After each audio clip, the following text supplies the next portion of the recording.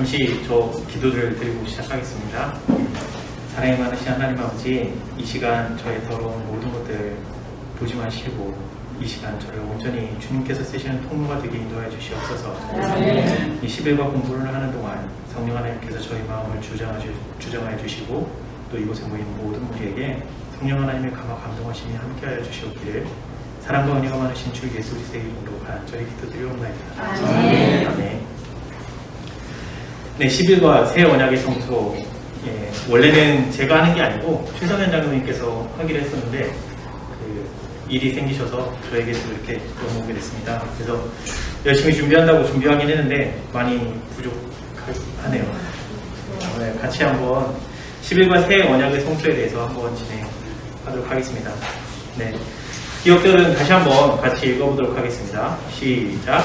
이로 말미암아 그는 새 언약의 중보자시니 이는 첫 언약 때의 엄한 죄에서 속량하여 죽으사 부르심을 입은 자로 하여 영원한 기업의 약속을 얻게 하려 하십니다. 네, 우리는 계속해서 새 언약과 관련된 이야기들을 지금 교과 책을 통해서 공부해오고 있어요. 그 중에 오늘은 새 언약의 성소, 그 성소를 통해서 우리가 그 새 언약을 어떤 식으로 이 성소를 통해서 또 발견할 수 있는지 오늘은 또 그 다른 관점으로 한번 접근해 보도록 하겠습니다. 교과책에 보시면 학습 목표가 있는데 먼저 깨닫기와 느끼기, 행하기가 있습니다. 네, 깨닫기 같이 한번 읽어주실까요? 시작. 우리의 중보자로서 하늘 성소에서 공사하고 계신 예수님의 사역을 이해한다. 느끼기. 시작. 나의 연약함을 아시는 예수님께서 중보자로서 계시다는 사실에 감사한다. 행하기. 시작. 약속된 의미를 얻기 위하여 날마다 그의 보좌 앞으로 담대히 나아간다. 자, 그럼 복습을 좀 해보겠습니다. 언약이 무엇이 언약인가요? 혹시 기억하시는 분 없으시죠? 자, 네. 우리는 잘 잊어버려요. 괜찮아요. 자, 교과책 지난 교과에 보면 136페이지에 이런 말씀이 있어요. 하나님께서 당신의 율법을 돌비 또는 마음판에 새기시는 것입니다. 근데 이 내용이 이제 어떤 내용인지 좀 볼까요? 하나님께서 언약을 주신 목적은 무엇일까요? 여호와께서는 우리에게 당신이 여호와인 줄을 알게 하는 마음, 그 마음을 주실 것입니다. 그분께서는 그 몸에서 굳은 마음을 제하고 부드러운 마음을 주실 것이며 새 마음과 새 영을 주실 것이다. 또한 내 영을 너희 속에 두겠다고 말씀하십니다. 이것이 새 언약의 기초라고 우리 교과책은 말씀하고 있어요. 네, 그렇다면 이제 지금부터 이제 교과책을 순서대로 쭉 나가는 게 아니고 이 교과책을 기초로 해서 이 성소와 관련된 이야기와 그 다음에 우리가 어떤 식으로 우리 예수님께서 이 성소를 통해서 우리를 이끌어 가고 계신지에 대해서 이 전반적으로 한번 쭉 훑어보는 그런 시간을 갖도록 하겠습니다. 먼저 6월 6일 일요일 소지에 보면 언약의 관계적인 측면이라고 해서 이 내용이 있습니다. 이 내용은 우리 그 일요일 소지의 기억절인데요. 제가 읽어보겠습니다. 내가 내 성막을 너희 중에 세우리니 내 마음이 너희를 싫어하지 아니할 것이며 나는 너희 중에 행하여 너희의 하나님이 되고 너희는 내 백성이 될 것이다. 하나님께서는 언약을 주셨을 뿐만 아니라 이스라엘 가운데 거하시고자 성막을 지으라고 명하십니다. 자, 이스라엘에게 성막을 지으라고 명령하신 목적이 무엇일까요? 네, 맞습니다. 여기 보시면 그 오렌지색 보이시죠? 오렌지색 한번 같이 읽으실게요. 우리를 시작. 우리를 당신의 거룩한 풍성과 생애에 친숙하게 만드시기 위해서였다. 네, 하나님께서는 목적이 있으셨어요. 성막을 지으라고 하는 목적은 다른 게 아니라 뭐다? 친숙하게. 뭘 친숙하게 하는 게 목적이에요? 거룩한 풍성과 그 다음에 생애. 그죠? 이게 핵심 키포인트예요. 자, 이제 여기서 한 걸음 더 나아가 볼게요. 보시면 하나님께서는요 아담이 범죄하고 난 이후부터 그 이후부터 지금 시대 그리고 앞으로 우리가 재림을 해서 예수님을 만나기 직전까지 하나님께서는 항상 죄인인 우리에게 먼저 다가오신다는 겁니다. 우리가 원하든 원치 않든 항상 우리에게 다가오세요. 왜 다가오실까요? 그렇죠. 구원하시기 위해서요. 근데 구원하시는 것도 큰 목적이지만 좀 전에 읽었죠. 맞아요. 우리에게 뭘 친숙하게 하려고 한다고요? 네, 거룩한 품성과 그분의 생애. 그러면 이 생애는 누굴 통해 보여주셨어요? 예, 그렇죠. 예수님을 통해서 하나님 아버지가 우리를 어떻게 사랑하시는지를 그 삶으로 보여주셨어요. 33년 반 동안의 이 생애를 통해서 하나님께서 사람을 어떻게 대하시고 어떤 마음으로 바라봐 주시고 어떻게 얘기해 주시고 어떻게 위로해 주고 동정해 주시는지 그 삶을 통해서 우리에게 그걸 다 보여주셨어요. 그죠? 그래서 우리에게 다가오시는 첫 번째 목적은 우리를 구원하시기 위해서가 가장 궁극적인 목적인데 그거보다 좀 더 앞서서 우리가 가장 먼저 뭘 할 수 있게끔 해주신다? 거룩한 품성과 그분의 생애에 친숙해지게 하기 위해서예요. 그러면 이 거룩한 품성과 생애는 어떻게 해야지 친숙해질 수 있냐라는 거예요. 그쵸, 친하게 지내야죠. 친하게 지내야 되는데 아까 말씀드렸지만 죄인이 이 하나님께서 이 죄인에게 찾아오셨는데 이 죄인이 하나님을 알아요? 몰라요? 몰라요. 그죠, 하나님을 모르세요. 그러니까 하나님께서는 어떻게 우리에게 다가오시냐, 성경 말씀과 또 이 하나님께서 만드신 이 천연계와 그리고 세상에 있는 실물들, 가라지의 비유라든지 백합화라든지 여러 가지 이런 이유들, 그런 말씀들을 통해서 우리에게 간접적으로 말씀을 주고 계세요. 그리고 또 성경 말씀을 통해서 직접적으로 우리의 마음에 말씀도 해주고 계시고. 자, 그러면 왜 우리는 하나님의 거룩한 품성과 생애에 친숙해져야 되냐는 거죠. 왜 그럴까요? 함께 같이 있으면 친숙해져야 같이 있죠. 우리가 변해요. 세상이 변하지 않는. 그럼 우리가 왜 변해야 될까요? 왜? 뭐 때문에? 네. 왜 그래? 오늘 변해야 거룩해지잖아. 그렇죠. 변해야지 거룩해지는 건 맞아요. 맞는데 왜 우리가 이 하나님의 품성과 생애에 친숙해져야 되는지에 대해서 이 물음표를 한번 생각을 해볼 필요가 있다는 거예요. 왜냐면 우리의 생애 자체가 아담이 타락하고 난 이후에 우리가 아담에게서 물려받은 건 뭐냐면 사랑을 잃어버린 변질된 마음을 우리가 계속 유전으로 받아오고 있는 거예요. 왜냐면 죄로 인해 타락해져서 하나님의 사랑에서 눈이 멀어져서 이제는 더 이상 그런 사랑이 우리 마음에 존재하지 않아요.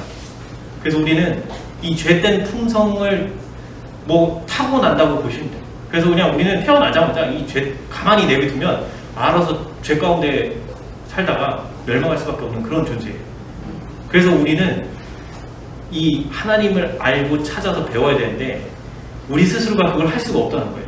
그래서 하나님께서 먼저 우리에게 다가와 주시고 하나님이 어떤 분이라는 걸 우리에게 간접적으로 또는 직접적으로 이렇게 가르쳐 주신다는 거예요. 자, 그러면 하나님의 거룩한 품성과 생애에 친숙해져야 하는데, 자, 이제 한번 볼게요. 우리는 사단과 우리의 입장에 차이가 있다는 걸 먼저 좀 깨닫기를 원해서 이 부분을 좀 짚고 넘어가려고 합니다. 사단도 하나님께 이 최초의 그 하늘에서 전쟁이 벌어지게 된 가장 근본적인 배경은 이 사탄이 하나님의 그 율법, 즉 하나님의 자리를 넘보고 그 자리에서 자기가 온 우주 거민에게 영광을 받기를 원했던 그 시기와 질투심에 의해서 이 탐냈던 그 자리에서 하나님의 율법을 먼저 율법에 흠이 있다라고 이 하늘의 천사들을 속이면서 이 죄가 하늘 곳곳에 다 뿌려지는 상황이 벌어지죠. 그래서 하늘 천사의 3분의 1이 쫓겨나게 되는데 왜 하나님께서는 이 사탄에게 이 사탄과 이 사람과 어떤 차이가 있길래 사람은 구원이 되고 사탄은 더 이상 안 될까? 전에 처음에는 몰랐었어요. 근데 이게 이제 말씀을 점차 보다 보니까 사탄은 하늘에서 하나님의 사랑이 어떤지를 늘 보아왔어요. 그 시간이 수천 년인지 수만 년인지는 모르겠지만 얼마의 시간인지 모르겠지만 우리 사람이 하나님을 알던 것보다 이 사탄은 덮는 그룹으로서 하나님 보좌 바로 옆에서 하나님의 계명이 무엇인지도 알았고 그 계명을 수호하며 지키는 그 자 중에 하나였어요. 그리고 가장 먼저 하나님의 첫 번째 피조물로서 가장 아름답고 영광을 가장 많이 받은 그 하나님의 첫 번째 피조물이었어요. 그런데 이 사단이 타락을 하는데 이 마음속에 시기와 질투, 이 하나님의 그 자리를 탐내서 이 시기와 질투로 자기의 본분을 깨닫지 못하고 본분을 잊어버려요.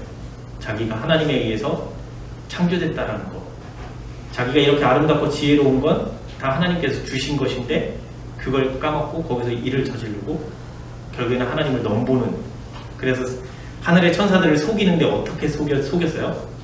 그들이 야 내가 하나님 되면 내가 그 자리에 가면 너희들한테 다 이렇게 자유롭게 해줄게 이렇게 얘기했나요? 아니에요. 가모니설로 속였어요.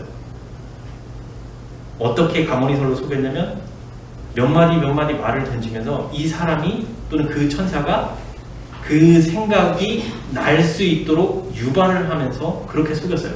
그래서 하늘에 있는 모든 천사들은 이 사단이 최초의 이 죄를 범할 때 그것이 죄인지도 모르고 그 편을 들었던 상황이었어요.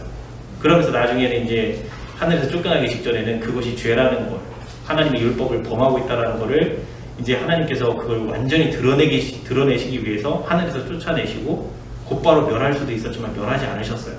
그런데 이렇게 쫓겨난 사단이 그 다음에 하는 게 뭐예요? 하나님께서 희한하게 사람을 창조를 하세요. 그 다음에 우주 범인이 다 있는데도 불구하고, 그리고 사단이 이미 범죄를 했는데도 불구하고 이 하늘에서 3분의 1의 천사가 쫓겨나는데도 불구하고 하나님께서 사람을 창조하십니다. 왜일까요? 3분의 1 자리를 채우려고. 그냥 그걸 채우기 위해서 우리가 조금 더 그 부분을 좀 생각을 해볼 게 있는 게, 사람을 저도 처음 왜 창조를 했을까라고 생각을 했는데 이 어느 목사님 말씀을 듣다 보니까 그 얘기가 나오더라고요. 배심원이라고 혹시 아세요? 배심원, 미국에 가면 법원에 배심원제도 있죠. 이 배심원이 판사예요? 아니면 뭐 하는 사람이에요? 판사예요? 네, 심판하는 판사가 아니에요. 배심원은 이 판결을 내리기 위해서 이 가져온 이런 내용들, 뭔가 그 조사하고 이 사람이 죄인이다 아니다라고 올라온 이 서류들에 대해서 이것이 사실이다 아니다를 판단해주는 역할을 하는 사람들이 배심원의 역할이에요. 그래서 죄인과 피고 검사와 이렇게 앞에서 서로 토론하고 변론을 할 때 그 이야기들을 들어보고 이것이 맞다 틀리다라는 거를 그게 사실이다 아니다라는 거를 판단하는 그런 역할을 하고 있어요. 그래서 하나님께서 사람을 창조할 때 이 판사가 하는 이 목사님이 이제 뭐라고 얘기를 하시냐면, 사람은 이 배심원의 자리에 앉게 하기 위해서 만드셨다라고 얘기를 하시더라고요. 근데 배심원의 특징이 뭐냐면 이 배심원은 죄인의 편도 들면 안 되고 판사의 편도, 그 심판하는 사람의 편도 들면 안 돼요. 오로지 공정하게 이것이 사실인지 아닌지만 판단하면 된다는 거예요. 그래서 원래는 사람의 그 창조 목적이 이 하늘에서 벌어진 이 전쟁, 사단에 의해서 벌어진 이 대쟁투의 시작점이 율법에 대한 싸움이었는데, 이 율법에 대해서 사단이 고소를 한 것에 대해서 이 하나님의 편도 아니고 사단의 편도 아닌 공의로운 입장, 즉 죄를 범하지 않은 입장에서 이것이 사실인지 아닌지를 판단하는 역할로 사람을 창조하셨다라고 이제 그렇게 얘기를 하더라고요. 그러면서 이제 나중에 이게 왜 그런 결론이 나왔냐면, 요한계시록에서 보면 우리가 천년기 때 뭐 하고 있죠? 우리가 거기 가서 왕 같은 제사장 역할을 한다고 했죠. 거기서 뭐예요? 심판. 네, 우리가 심판해요? 배심원. 우리는 거기서 심판하지 않아요. 하나님께서 이미 천사들을 통해서 우리 각인의 모든 그 생활 기록부를 다 갖고 계세요. 근데 그걸 가지고 계신 거에 가지고 우리가 하나님께서 이렇게 적어 놓으신 이것들이 그렇군요. 그게 사실입니다. 맞습니다. 이거 하고 있는 거예요. 그래서 결국에 그 제사장의 역할이, 왕 같은 제사장의 역할이 끝나면 우리는 뭐라고 해요? 하나님의 심판은 공의롭습니다라고 얘기를 해요. 그죠? 자, 얘기가 좀 옆으로 새는데요. 결론은, 그러니까 사단은 결론적으로는 하나님께서 이 사단에게 범죄했을 때, 사단이 이 죄를 범하고 있을 때 사단 자신도 어느 순간 깨달았어요. 자기가 범죄를 하고 있다는 걸. 그래서 예수님이 이 사단을 돌이키기 위해서 할 수 있는 모든 수단을 다 했어요. 사랑으로 할 수 있는 모든 수단을 다해서 이 사단을 돌리려고 했지만 최종적으로 여기 뭐라고 돼 있어요? 사단은 가운데 파란 글씨에 보면 사단은 하나님의 품성을 이해하고 그분의 선하심을 알면서도 자기 자신의 이기적이고 독자적인 생각을 따르기로 선택했다. 뭐라고 했다고요? 선택했다고요. 하나님께서 창조하신 모든 피조물 중에 이 도덕성을 가진 피조물들은 다 선택의 자유권이 주어져요. 그래서 이 사단은 선택을 했는데 더 이상 마음을 돌이키지 않을 정도로 완전한 강팍으로 선택을 해버렸어요. 그래서 하나님께서 이 사단이 다시 마음을 돌리기에는 전혀 가능이 없는 0%에 밖에 없는, 그래서 더 이상 이 사단에 대해서는 이제 하나님께서 이 사단을 돌이킬 수 있는 상황이 안 됐어요. 그런데 우리 인간은 하나님에 의해서 창조되고 난 이후에 이 사람에게 모든 지식을 다 넣어주셨고 하나님의 사랑이 어떤 건지도 알 수 있는 깨달음이나 이런 것도 다 할 수 있도록 하나님께서 지적으로 창조를 하셨어요. 그래서 하나님과 날마다 교통하면서 하나님의 사랑을 배워가고 알아가고 있었고, 아담과 하와는 그 에덴 동산에서 꽃들과 그곳에 있는 모든 하나님께서 만드신 과일이며 뭐 이런 여러 가지 것들, 그것들을 통해서 하나님의 그 놀라운 지혜와 사랑을 나날이 깨달아가고 있었어요. 그랬는데 사단이 와서 결국에는 범죄하고 이제 그 에덴에서 쫓겨나는 상황이 벌어졌죠. 근데 쫓겨나기 직전에 창세기 3장에서 하나님께서 우리에게 그 구원의 기별을 주십니다. 그죠? 그래서 그 구원의 기별을 주시는데 왜 주셨냐라는 거죠. 인류는 그 사단에게 속임을 당했지만 뭐라고요? 여기 오렌지색 그 가운데 거 한번 보시겠어요? 같이 한번 읽어보시겠어요? 시작. 사람들은 하나님의 사랑의 높이와 깊이를 알지 못했다. 인간에게는 하나님의 사랑을 알 수 있는 뭐가 있었다? 희망이 있었다. 네. 그래서 예수님께서는 우리를 엄청나게 동정하시고 우리에게 이 하나님의 사랑을 깨닫고 알 수 있게끔 하시기 위해서 다시 한번 기회를 주시고자 했어요. 어떻게? 자신의 피로써 우리의 죄책과 우리의 죄를 본인께서 뒤집어 쓰시고 우리에게 한 번 더 기회를 주시고자 했던 거예요. 아직 사람이 하나님에 대해서 잘 알지 못하기 때문에 이 죄인들이 하나님이 알 수 있는 기회를 한 번 더 주고 이 하나님의 사랑을 그들이 온전히 깨닫는다면 그 중에 돌이키고 하나님께 돌아올 사람들이 많다라는 거예요. 그래서 하나님께서 그거를 다시 한번 우리에게 기회를 주시고자 이 대쟁투의 역사가 벌어지기 시작합니다. 그 중에 우리에게 주신 것 중에 하나 가장 귀한 게 뭐냐면요, 이 성소제도예요. 이 성소제도가 단순히 그 예수님께서 이 땅에 오셔서 그 어린 양을 가지고 이제 죄인이 어린 양이 와서 그 번제단에서 이제 그 안수하고 자기 죄를 고백하고 그다음에 거기서 동물을 잡고 각을 뜨고 그다음에 그 피를 가지고 또 성소에 들어가서 휘장에 뿌리고 이런 여러 가지 과정들이 벌어지고 나중에 대속죄일에 그 아사셀 염소에다가 대제사장이 안수하면서 모든 죄가를 다 아사셀에게 뒤집어 씌우는 이런 과정들을 쭉 보여주시면서 죄가 어떻게 없어질지를 전반적으로 보여주셨어요. 근데 성소가 이걸로만 끝나지 않는다는 거예요. 그래서 오늘 이 성소에 대한 얘기를 이제 좀 뒤에 가면 이제 좀 더 얘기가 나오겠는데 이제 그 전에 이제 좀 더 이제 진행을 해보겠습니다. 이스라엘에게 주어진 성막과 제사 제도를 통해서 우리는 무엇을 깨달아야 되냐? 자, 성소 제도는 희생제물의 피가 어떻게 사용되고 처리되는지가 가장 중요했어요. 성소 안에서는 이 피를 어떻게 처리하느냐 이게 가장 중요했는데 그 중에 이 오렌지색 글씨를 같이 한번 큰 소리로 읽겠습니다. 시작. 죄를 지은 사람이 그 죄로 인해 언약 관계와 제약하는 율법을 깨뜨렸을지라도 대속물인 동물을 희생 제물로 가져옴으로써 하나님과 및 인간과의 관계를 회복할 수 있었다. 자, 뭐라고요? 동물을 잡으면 거기서 피가 나오죠. 그래서 이 피로 내가 죄를 지어서 율법을 깨뜨렸을지라도 이 대속물인 동물의 희생을 통해서 다시 뭐라고요? 하나님과 및 인간과의 관계를 회복할 수 있었다고 얘기를 하세요. 자, 그러면 동물은 죄를 영원히 없앨 수 있는 상황이 못 됐어요. 그죠? 그래서 계속 자기가 죄를 지을 때마다 동물을 데리고 와서 또 잡고 피를 흘리고 이런 상황이 벌어졌지만 우리의 대제사장 되시는 예수님께서는 그 한 번의 피 흘림으로 우리에게 영원히 하나님과 함께 할 수 있는 길을 열어주시고 기회를 주고 계신다는 거예요. 그래서 여기 이 하나님과 인간과의 관계 회복이요. 우리가 지금 예수님을 믿는다고 하면서 이 성전에 나왔다 하더라도 우리의 삶 속에는 뭐가 있어요? 항상 죄만 있어요. 넘어지죠. 그렇죠? 넘어지고 우리 모든 사람들은 예수님을 만나서 완전하게 되기 전까지는 누구나 죄를 지어요. 이 마음속에 죄를 짓고 나면 무슨 일이 벌어져요? 마음 가운데 죄책감이 우리를 마음을 눌러요. 그죠? 근데 그 상태에서 가만히 있는 게 나을까요? 아니에요.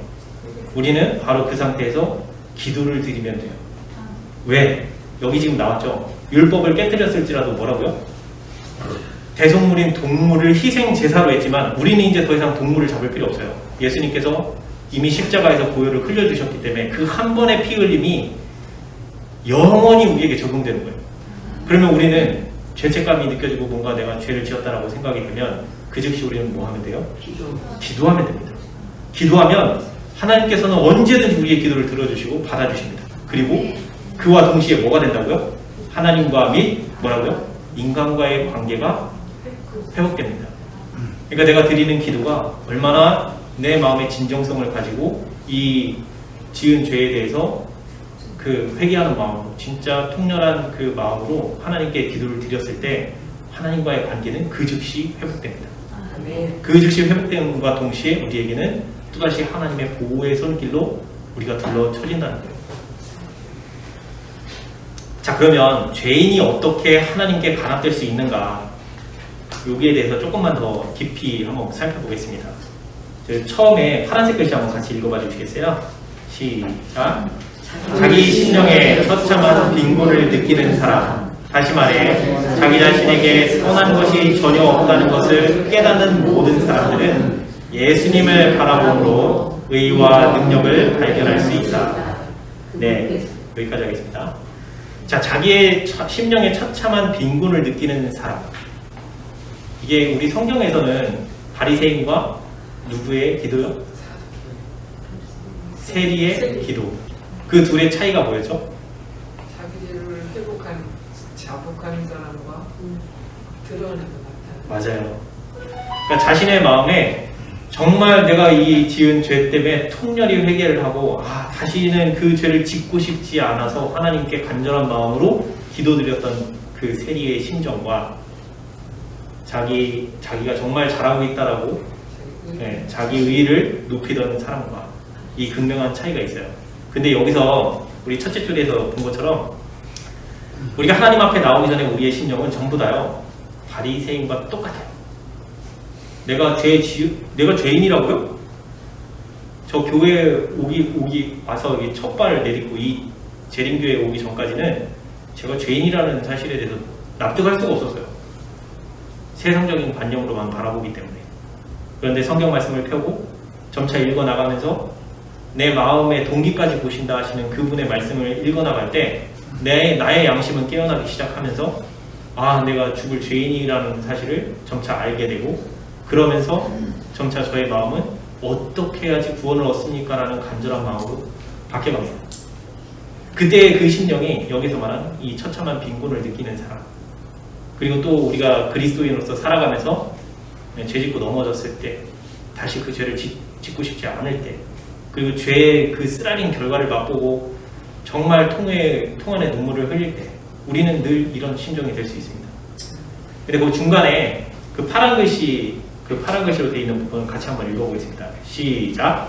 과거의 경험이 어떠하든지 그리고 현재의 환경이 아무리 절망적이라 할지라도 연약하고 속절없고 낙담한 현 상태 그대로 예수께 나가면 우리의 자비하신 구주께서는 멀리서부터 우리를 맞아 당신의 사랑의 팔과 의의 두루마기로 감싸주신다. 얼마나 은혜로우세요. 얼마든지 우리를 끝까지 우리 마음이 강팍해져서 사단처럼 0%만 되지 않으면 0.9%밖에 안 된다 하더라도 예수님께서는 기다리세요. 완전히 우리가 강팍해지지만 않는다면 그러면 뭐라고요? 우리는 어떻게 하면 된다고요? 그 처참한 그 상태 그대로 예수님 앞에 나와서 자복하고 기도하면 돼요. 그러면 그 즉시 뭐가 생겨요? 하나님과 우리가 관계가 맺어져요. 그리고 우리에게 보호가 둘러쳐지고요. 네, 그래서 이 뒤에 보면 그분께서는 우리에게 당신의 품성을 그대로 나타내는 흰 두루마기를 입혀 아버지께 소개시킨다. 소개시키신다. 그분은 우리를 위해 하나님 앞에서 이렇게 간구하신다. 내가 대신 저 죄인의 자리에 앉았습니다. 제 고집대로 하는 이 자녀를 보지 마시고 나를 도와주십시오.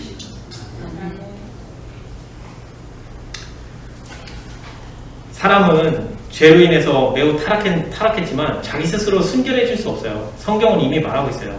구스인이 그 피부를, 표범이 그 반점을 변하게 할 수 있느냐? 할 수 있을진데 죄인인 니네도 선인이 될 수 있다. 이게 할 수 있다는 얘기예요? 없다는 얘기예요? 불가능하다는 얘기죠. 우리가 표점의 반점을 바꿀 수 있어요? 못 바꿔요. 그것처럼 죄인이 그 죄악을 스스로 벗어 던지고 이 의로운 사람이 되겠다라는 것은 교만이에요. 그럴 수 없어요. 그래서 이 하나님께서 우리를 인도하시는 방법 중에 하나가 율법의 정죄로부터 사람을 속량하신 후에라고 하는 이 표현이 이 우리가 죄를 범했을 때 느끼는 마음의 그 무거운 죄책감이죠. 이 마음의 죄책감을 그대로 달고 있는 한 하나님께 나갈 수가 없어요. 그러니까 하나님께서 가장 먼저 뭐라고 말씀하세요? 수고하고 무거운 짐진 자들아 다 내게로 오라. 내가 너희를 쉬게 하리라. 나의 멍에는 가볍고. 그렇게 말씀하신 이유가 뭐라고요? 이 죄책감을 이미 예수님께서 십자가상에서 우리가 죄를 지면 우리 마음을 짓누르는 우리를 죽는 데까지 이르게 하는 그 죄책감을 이미 예수님께서 다 지고 가셨다는 거예요. 거기에서 우리는 희망을 얻어요. 그리고 그 죄책감으로부터 자유를 얻을 수 있어요. 그러면 그 죄책감에서 자유를 얻은 우리는 뭘 해야 돼요? 뒤에 그리스도께서는 인간의 노력과 연합하도록 하나님의 능력을 부여하실 수 있었다. 인간과 하나님의 연합이 있어야 돼요. 어떤 연합이요? 하나님께서는 우리에게 다시 똑같은 죄를 짓지 않을 수 있는 능력을 주세요. 근데 그냥 주시지 않아요. 달라고 해야 주세요. 하나님은 주시고 싶어서 옆에 잔뜩 갖다 놓으셨어요. 근데 달라고 손을 내밀어야 준다는 거예요. 원하지 않는데 줄 수가 없는 거예요. 그래서 우리가 내가 죄에 넘어졌을 때 그때 포기하지 마시고 하나님께 기도를 드려서 제가 이 죄를 짓기를 원치 않습니다. 끊어내고 싶습니다. 기도를 드리세요. 그러면 이 내가 습관적으로 짓고 있던 죄악이 한 번에 끊어지지 않아요. 절대. 이거는 내 자신과의 계속적인 싸움 속에서 계속 승리해 나가기 위한 단계가 벌어질 거예요. 그리고 이 싸움을 끈질기게 해 나가면 결국에는 하나님께서 완전히 이길 수 있는 능력을 주세요. 그 단계마다 이미 하나님께서 능력을 주시고 계셨고 이제 완전히 이룰 수 있는 때까지 내가 자라나면 하나님께서 완전히 이기게끔 더 이상 그 죄를 다시는 짓지 않을 수 있게끔 그 능력을 부어주세요. 그걸 우리가 삶으로 체험해 나가야 되는 거예요.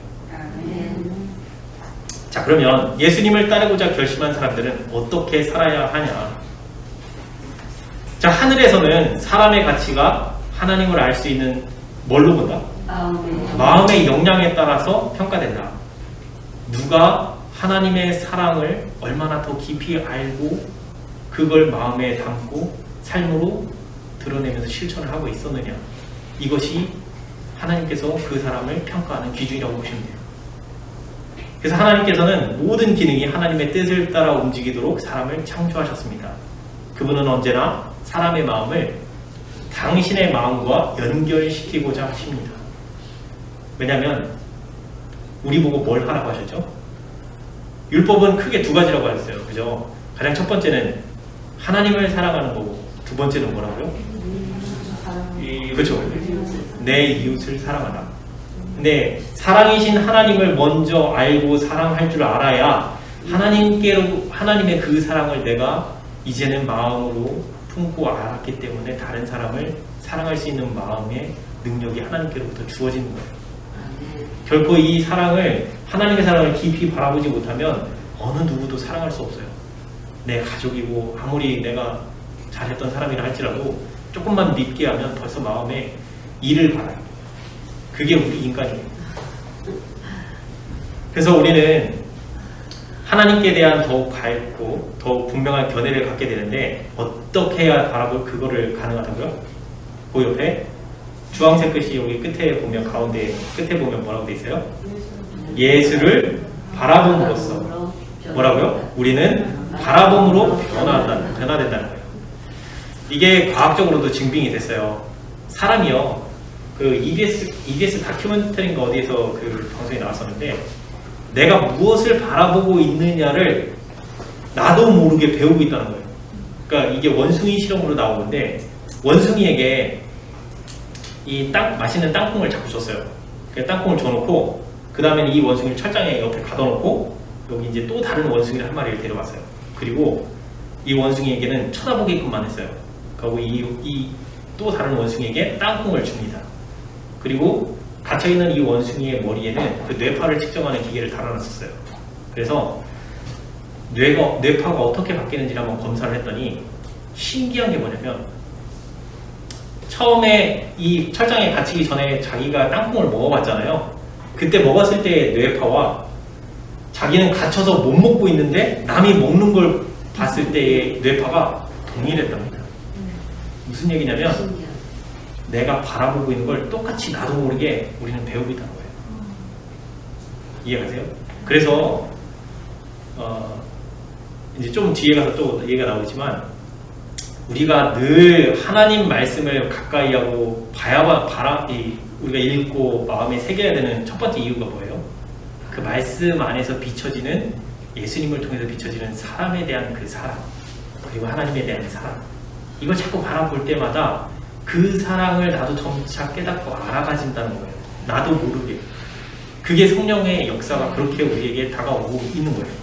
그런데 거기서 시선을 돌려서 드라마, 영화들, 사람 뚜저 패고 죽이고 하는 이런 영화들, 이런 거 보면 자꾸 내 마음은 나도 모르게 거기에는 그 주인공들, 그런 사람들처럼 내 마음도 잔인해져 가기 시작한다는 거예요. 사랑이 없는 냉랭한 마음. 그러니까 나도 모르게 영향을 받고 있는 거예요. 어떤 광고를 보든. 자, 그래서 우리는 그분의 형상을 닮아감에 따라 하나님을 알려는 우리의 역량을 더욱 늘려나가야 돼요. 그죠? 자, 아직 변화되지 않았나요? 어떻게 해야 변화되나요? 자, 우리는 여기에서 누구의 얘기를 할 필요가 없어요. 성경에 이미 나와 있어요. 요한과 유다가 대표적인 사례입니다. 이 요한은 여기 보시면 중간에 있는 그 파란 글씨 각자는부터 한번 읽어보겠습니다. 파란 글씨만 시작. 각자는 심한 품성의 결점을 가졌고 품성을 변화시키는 하나님의 은혜에 접근할 수 있었다. 그러나 전자는 겸손히 예수를 배운 반면에 후자는 자신이 말씀을 행하는 사람이 아니요 듣기만 하는 자임을 나타내었다. 이해가시죠? 오늘 여기서 배우고자 하는 핵심은 유다가 아니에요. 요한을 보고 싶은 거예요. 요한과 유다의 결정적인 차이는 뭐냐면 요한은 예수님 가까이에 붙어서 예수님이 하시는 말씀, 행동 이런 거를 유의 깊이 보면서 자기 자신과 비교를 해요. 나는 왜 저렇게 못하지? 그러면서 자꾸 예수님을 쳐다봐요. 자기가 안 될 때마다. 그런데 그 예수님을 바라보다 보니까 이 사람에게 동정을 보여주시는 그 장면을 봤을 때 자기가 감동을 먹는 거예요. 예수님이 이렇게 해주시니까 이 사람이 눈물을 흘리면서 이렇게 회개를 하는구나. 이런 장면들을 자꾸 옆에서 보고 느끼고 하다 보니까 어떻게 됐어요? 자기도 모르게 예수님의 그 사랑이 자꾸 자기 마음을 깎아내고 부드럽게 하고 있었던 거예요. 이거를 요한은 너무 그 12제자 중에 너무 쉽게 그거를 자꾸 받아들이고 있었던 거예요. 근데 유다는 어떻게 하면 저 돈을 내 주머니에다 넣을까? 그 300 데나리온을 갖다가 그걸 샀다고 하면서 뭐라고요?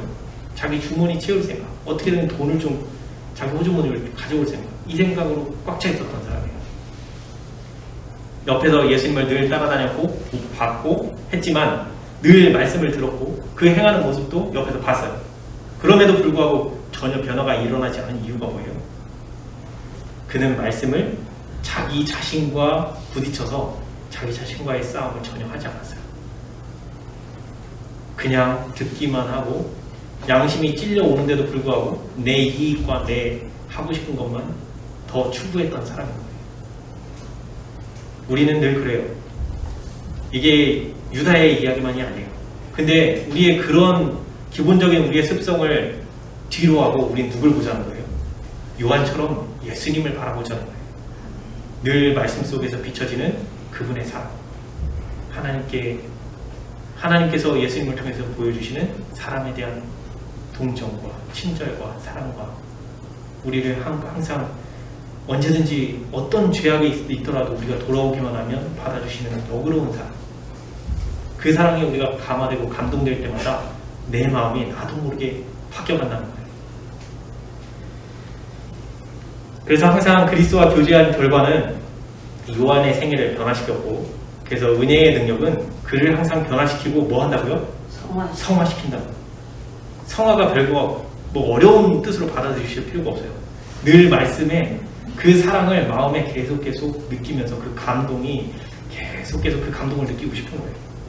그러다 보면 점점 더 그 감동을 느낄 수 있는 말씀을 찾고 보게 되고, 또 기도하게 되고, 기도하면서 하나님과 소통하게 되고, 그러다 보면 나도 모르게 변화되는 내 모습이 내 가족과 내 이웃에게 비춰진다는 거예요.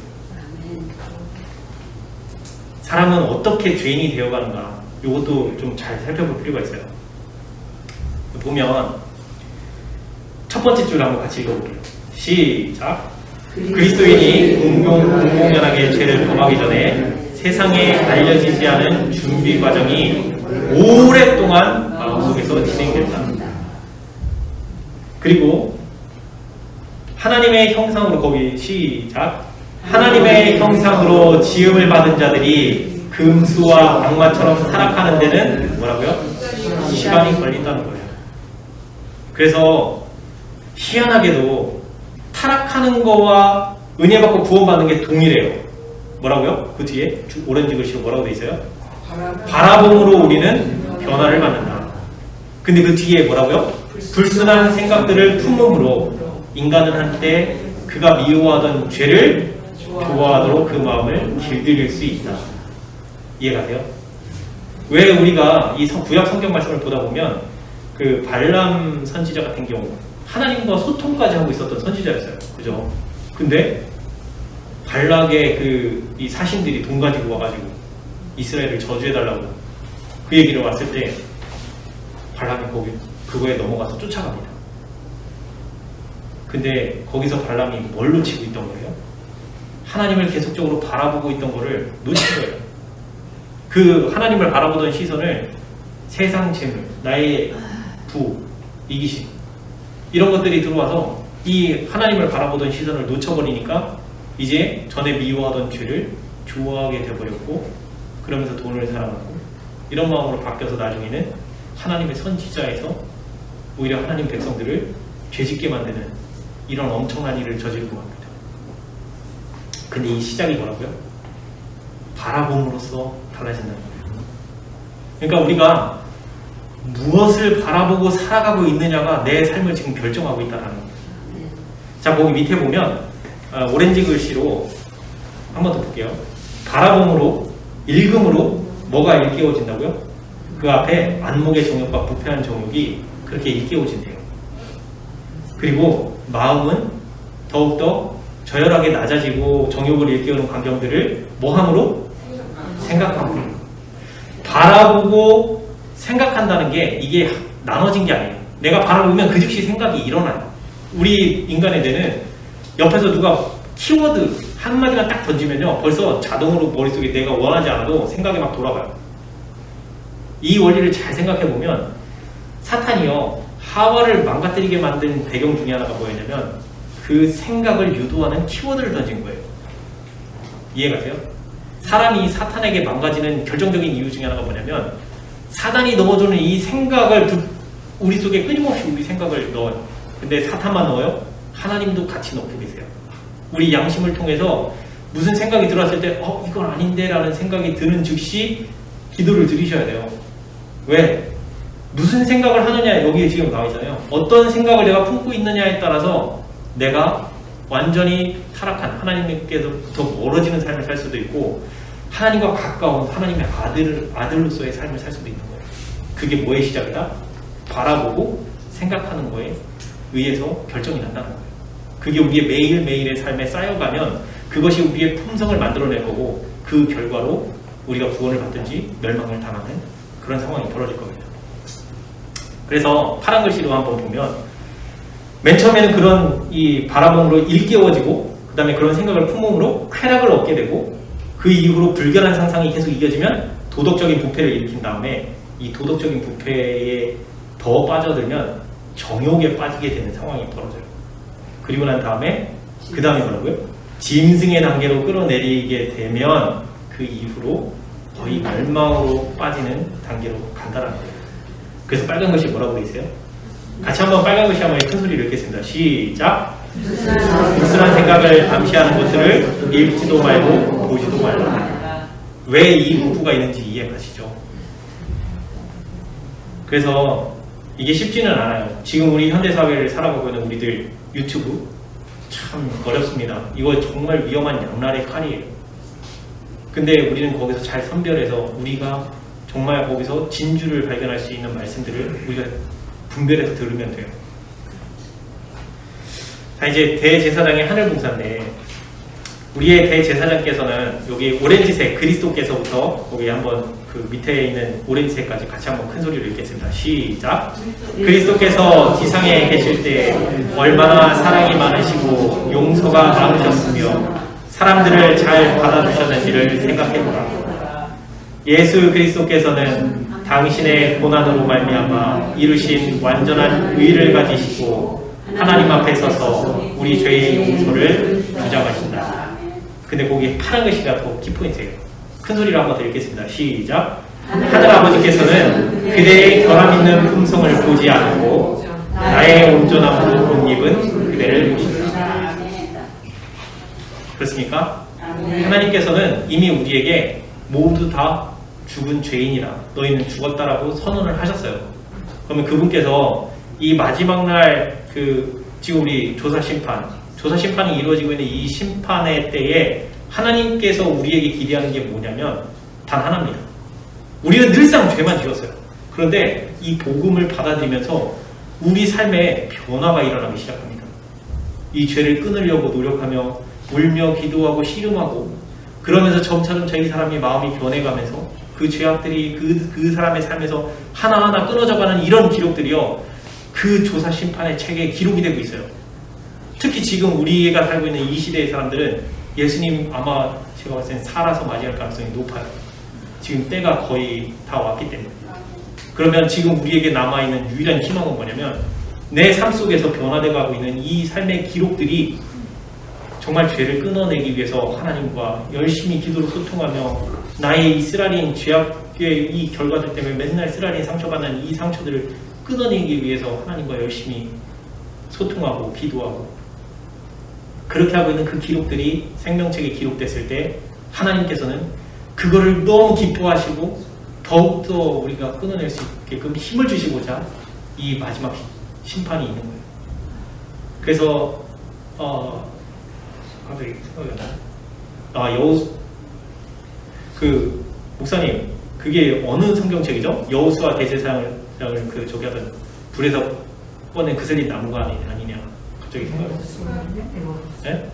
여호수아 대제사장을 그 사탄이 고소를 하죠. 그때 이제 하나님께서 이 여호수아 대제사장에게 이는 불에서 꺼낸 그슬린 나무가 아니냐 하시면서 그에게 그 더러운 옷을 벗기고 흰 옷을 입히라고 말씀을 하세요. 그래서 그걸 보면 우리를 늘 고소하는 건 사탄이지 하나님이 아니에요.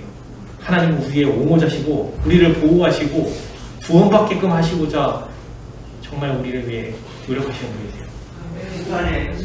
아 맞아요. 쓰가지. 생각했다. 그래서 간략하게 요점 정리를 하면 가장 첫 번째 뭐 해야 된다고요 우리? 하나님께서 우리를 찾아오신 가장 첫 번째 목적이 뭐라고요? 거룩한 품성과 생애에 친숙하게 하기 위해서 우리에게 다가오신다는 거예요. 그죠? 그리고 우리 인간은 하나님의 품성을 뭐 하면서요? 바라보면서. 바라보면서 예수님의 삶을 바라보면서 우리도 그 하나님의 사랑을 알 수 있는 기회가 있다라는 거예요. 그 다음에 죄를 지어서 언약관계가 깨어졌을지라도 뭐라고요? 우리 죄를 위해서 대속적인 죽음을 당하신 예수 그리스도를 의지해서 하나님께로 마음을 돌이키자는 거예요. 언제든지 돌이키는 순간 하나님께서는 우리를 안아주시고 우리를 힘내게 도와주신다는 거예요. 그 다음에 결정적인 거는 하늘 아버지께서는 그대의 결함 있는 품성을 본다 보지 않는다? 보지 않고 안 보신다는 거예요. 그 대신 뭘 보신다? 예수 그리스도에 의해 온전함으로 옷 입혀진 그대를 보신다. 그럼 예수 그리스도에 의해 온전함으로 옷 입혀졌다는 게 무슨 뜻이에요? 자, 이거 설명하실 수 있는 거예요. 지금까지 들은 거 가지고.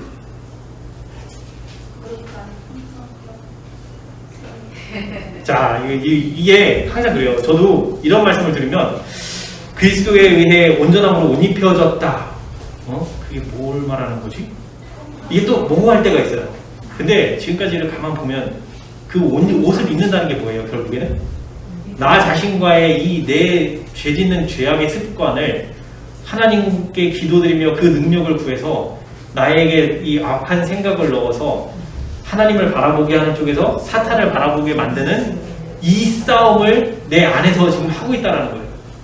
그 싸움을 통해서 이 사단의 생각들을 점차 끊어내면서 나의 악한 습관들이 하나씩 두 개씩 끊어져 나가면서 내 삶이 변화가 오고 나의 성격의 변화가 오고 나의 심령의 변화가 온다는 거예요. 그러한 변화들이 하나님께서 우리에게 입혀주시는 옷입니다. 다른 게 옷이 아니에요. 그래서 우리는 매일매일의 나 자신과의 싸움을 계속 싸워나가야 돼요. 근데 우린 교회에 와서 남을 비교할 게 아니에요. 오히려 우리 집사님들, 이 집사님이 뭔가 표정이 안 좋으시면 격려해 주셔야 돼요. 왜? 그분 안에서 지금 엄청난 싸움이 벌어지고 있는 거예요. 그 싸움에 우리가 이 어떤 말을 한마디 던지냐에 따라서 상처를 줄 거냐, 위로가 되느냐 차이예요. 예수님께서는 그런 상황이면 항상 그 사람에게 따뜻한 말과 친절한 말과 동정으로 그 사람이 힘을 낼 수 있게끔 도와주셨어요. 그러면 우리도 그런 예수님을 닮으면 누군가 표정이 어둡고 할 때 우리는 뭐 해줘야 돼요? 아, 저 사람 마음속에 지금 쟁투가 벌어지고 있구나. 힘내요. 지금 어렵지만 하나님께서 함께하니까 이겨낼 수 있어요. 격려하고 위로해줘야 돼요. 이해가시죠? 자, 이제 시간은 8시 반인데 이거는 이제 여러분께서 선택하시라고 나는데요. 이 성소 기물에 대해서 좀 다양한 관점으로 볼 수 있는데 이게 페이지가 좀 돼요. 시간을 더 주실 건지 아니면 그냥 여기서 마무리할까요? 어떻게 하실까요? 한번 보시겠어요? 괜찮으시겠어요? 그러면 좀 빠르게 한번 가볼게요. 우리 그 성소에는 이런 기물들이 있어요. 번제단이 있고, 그 다음에 물두멍과 그 다음에 떡상과 분향단, 촛대, 그리고 법궤가 있죠. 근데 이거를 가만 보면 이 모양이 뭐예요? 네, 십자가 모양이에요. 그죠? 그래서 십자가 모양으로도 볼 수 있고, 또 하나는 뭘로도 볼 수 있다? 예수님의 상처난 부위와도 이 성소 기물들이 일치한다는 거예요. 어떻게? 자, 번제단은 어디예요? 예수님 상처 부위 중에 어딜까요? 발. 그죠? 발에 못 자고. 그럼 물두멍은? 물두멍은 뭘까요? 물두멍이 지금 뭐가 있어요? 물두멍 안에 뭐가 들어있어요? 물이 들어있죠? 근데 여기 제사장이 손을 닦으면 그 안에 뭐가 또 섞여 있어요? 피. 그쵸? 피도 섞여 있죠? 네, 물과 피가 섞여 있어요. 그 물과 피는 예수님께서 창에 찔렸을 때 나온 게 뭐라고요? 물과 피. 그죠? 그 다음에 분향단은 뭘까요? 우리 몸의 가운데 뭐가 있어요? 가운데쯤에 있는 장기. 그쵸? 심장입니다. 예수님께서는 돌아가시기 전에 이 창에 찔려 돌아가신 게 아니라 심장 파열로 돌아가셨어요. 그죠? 또한 일곱 촛대와 떡상은 뭔지 아시겠죠? 양팔에 못 잡고. 그 다음에 법궤는 가시 면류관. 그래서 또 이제 다른 관점으로 한번 보면 그리스도를 가리키는 기물들로 또 볼 수 있어요.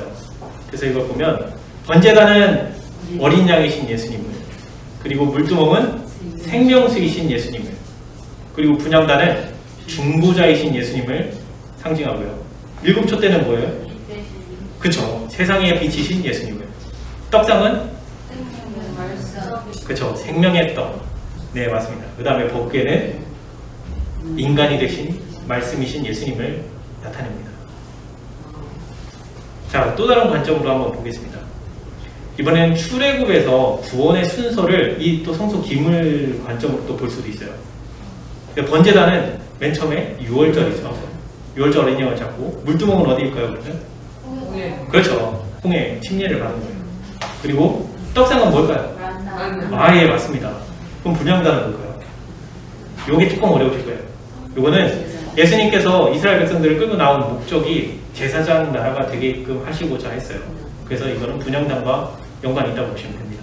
그래서 이게 출애굽기 19장에 보시면 그 내용이 나와 있을 겁니다. 그 다음에 촛대는 뭘까요?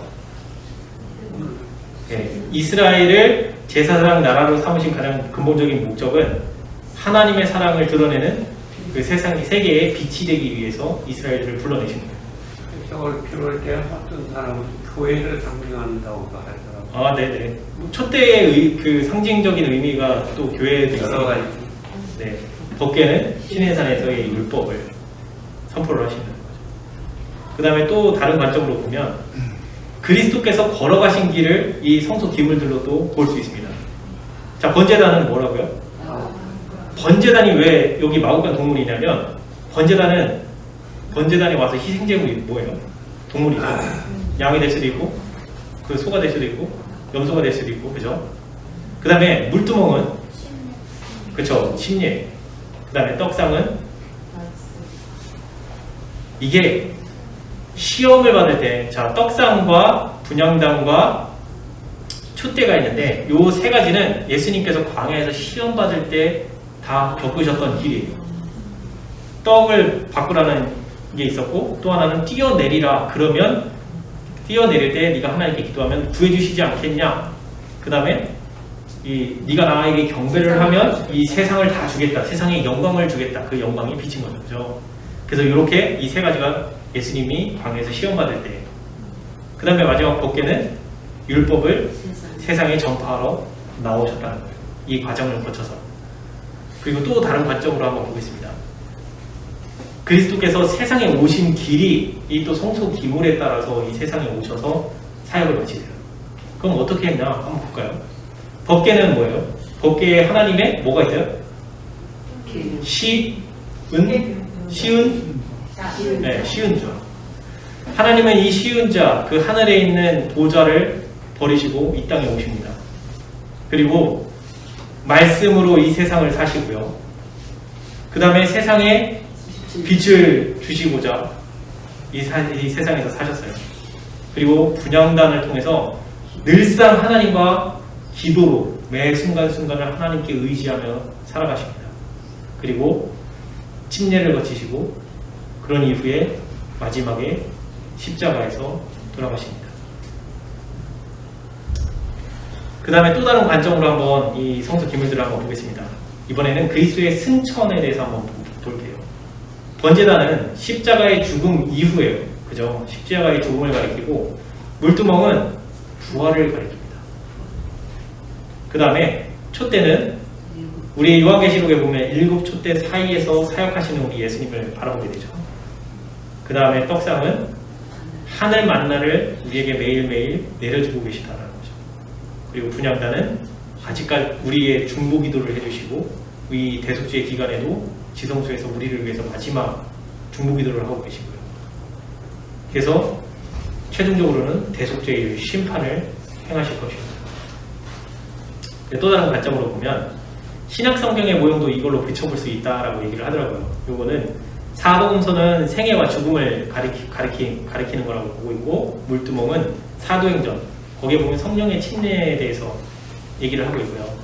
그 다음에 촛대부터 떡상과 분향단까지는 로마서부터 유다서까지 세상의 빛이요 그리스도의 말씀이 중요하고 그리스도의 중보가 우리에게 힘이 된다는 이런 것들을 사도 바울이 이 책들을 통해서 우리에게 말하고 있다는 거죠. 아유, 오늘 좋은 거를 보여주는. 그 다음에 법궤는 결국에는 요한계시록을 통해서 우리에게 심판을. 각 종파에서 부르짖는 그 저기를 다 보게 되네. 아, 네. 그 말씀해 지금 미리 말씀. 자, 이제 그리스도인이 되는 길이에요. 요건 진짜 중요합니다. 이거는 우리가 그리스도인으로 살아가면서 우리가 어떻게 불려지고 있고 어떤 삶을 살아야 되는지 이게 성수 기호로 나와 있다는 거예요. 맨 처음에 죄인은 예수님의 희생을 받아들여요. 즉 예수님의 희생을 믿음으로써 이 교회의 발걸음을 계속 하게 됩니다. 그러면서 하나님의 말씀을 배워가고 하나님의 사랑에 대해서 점차 눈을 뜨기 시작하면 그 다음에 뭐 해요? 물두멍에 가서 침례를 받죠. 그럼 침례 받았으면 끝이에요? 아니에요. 그 다음에 어떤 삶이 주어지냐면 이 성수에 있는 이 성경 말씀을 통해서 우리에게 빛을 비춰주시는 그 빛을 받아야 되고요. 그리고 성경 말씀을 매일매일 공부하면서 말씀을 통해서 우리의 영적 양식을 먹어야 되고요. 그리고 분양간 그 기도의 삶을 살면서 하나님과 늘 소통하면서 내 자신의 죄악을 끊어내기 위한 삶을 계속 살아가야 된다는 거예요. 그래서 이 성수에 있는 이 세 가지 기물 중 이 촛대와 떡상과 분향단은 침례 이후에 우리의 삶은 이 삶을 꾸준하게 예수님 오실 때까지 반복하면서 살아가야 된다는 거예요. 왜? 우리가 뭘 바라보냐에 따라서 어떻게 된다고요? 하나님의 아들이 될 수도 있고 사탄의 자식이 될 수도 있고. 왜? 우리가 바라보는 거 가지고 우리의 생각이 일어나기 때문에. 생각은요 우리 통제를 벗어나요. 내가 만약 이 생각이 내가 하는 생각이라면 내가 하기 싫으면 지워낼 수 있어야 돼요. 머릿속에서 지워지나요? 안 지워져요. 그 얘기는 즉 생각은 내가 만들어내는 게 아니라는 거예요. 뭔가 생각할 수 있는 건덕지만 주어지면 어떤 키워드만 주어지면 어떤 말만 들으면 그냥 자동으로 일어나신다는 거예요. 그래서 이거는 오로지 성령 하나님에 의해서만 통제될 수 있다는 거예요. 그래서 우리는 늘 촛대와 떡상과 분향단의 삶을 이 예수님 오시기 전까지 계속 이 삶을 경건하게 살아가야 된다는 거죠.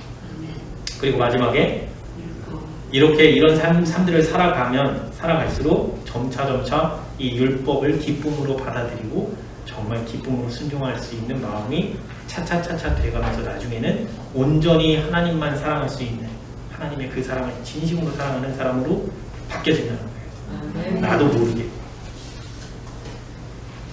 자, 그 다음에 이번에는 이제 한 2개 정도가 나오는데요. 그리스도인이 되는 길에서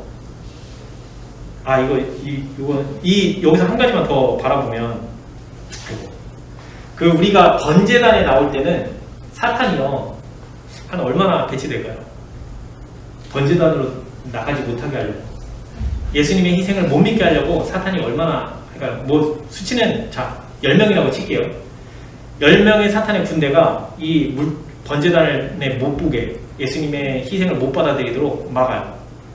자 그러면 그걸 뚫고 왔어요. 자 번제단에서 예수님의 희생을 받아들였어요. 그럼 이 사람이 다음에 가야 될 때는 어디예요? 침례 받아야 되죠. 근데 침례 받을 때는 사탄이 얼마나 파견할까요?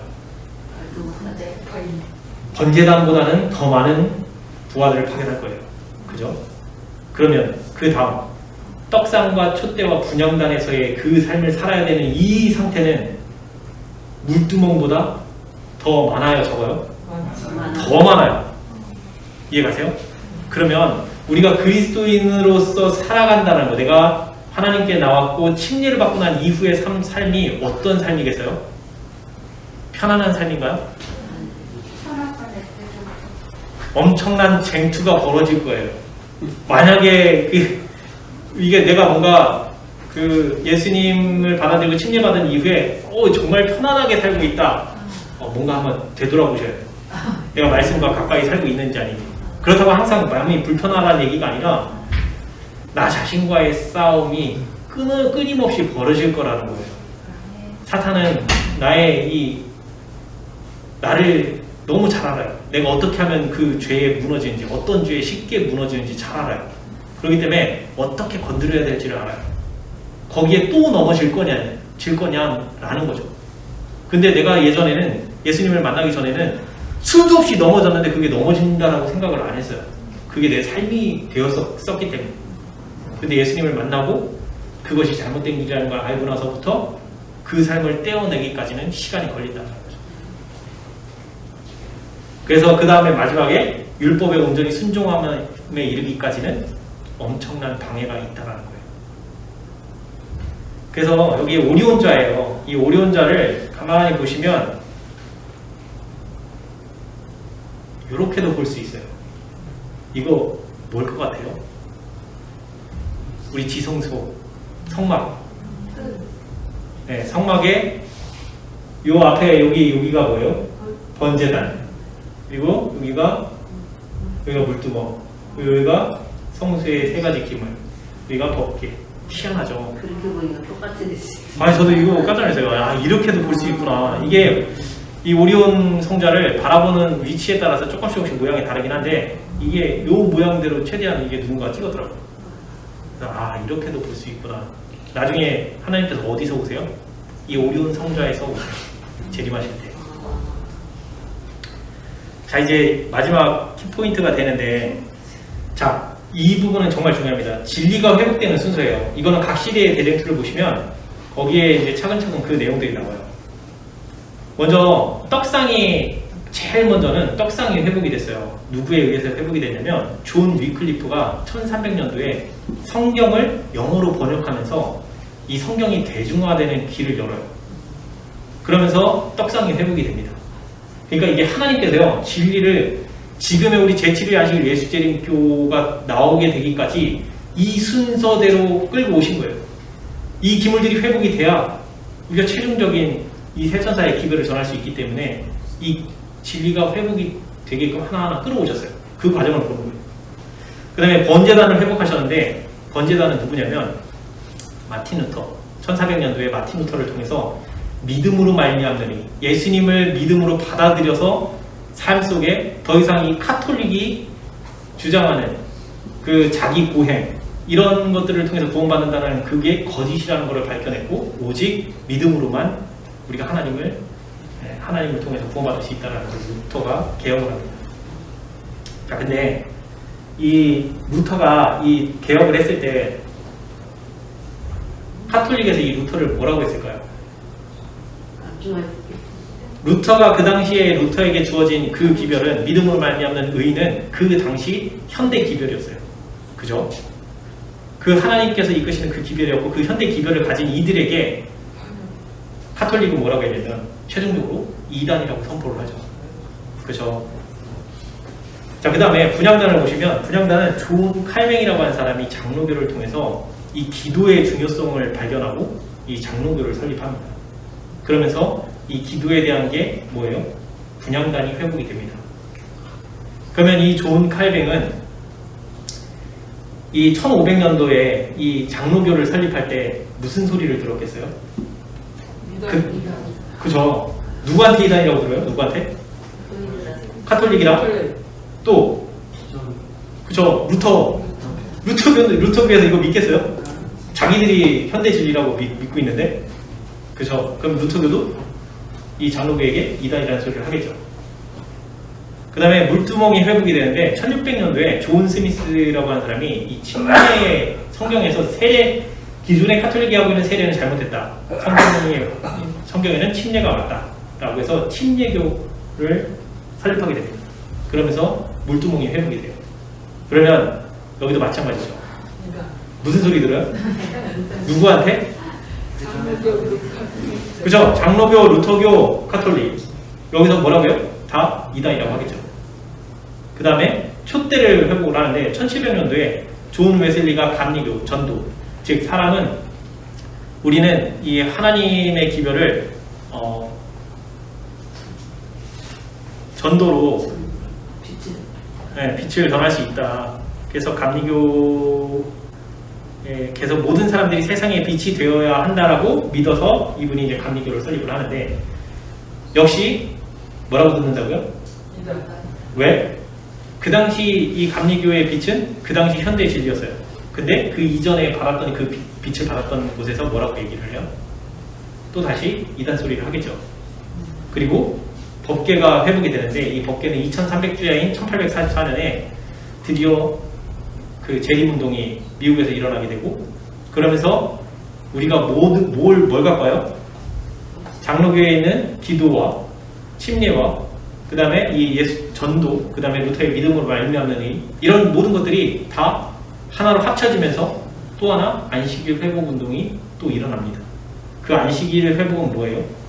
안식일이라는 게 어디 기록되어 있어요?